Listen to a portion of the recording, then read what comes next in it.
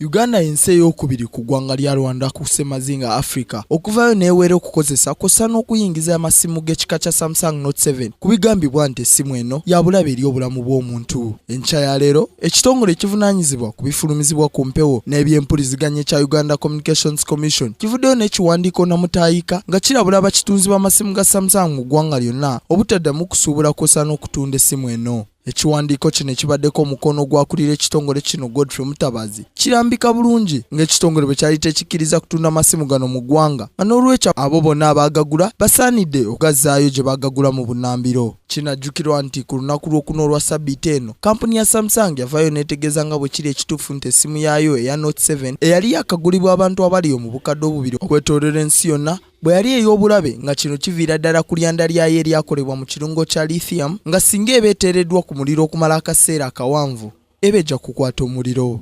Ebyo nga biri bityo mu mawulire amalala Patrick Masambu ng'ono nzaalwa ya Uganda yagonnomuddwako ekifo ky'okukulembera ekitongole eky'ensi yonna ekivunaanyizibwa ku byempuliziganya ekya International Communication Satellite Organization. Masambu eyakolerako mu kitongole ky'ebyempuliziganya wano mu ggwanga ye muntu eyakasooka okulondebwa ku bwa ssente bw'ekitongole kino ng'ava mu ggwanga eririraanye eddungu lya Sahara era ng'alina obumanyirivu bwa myaka 3 mu mulimu gw'ebyempuliziganya.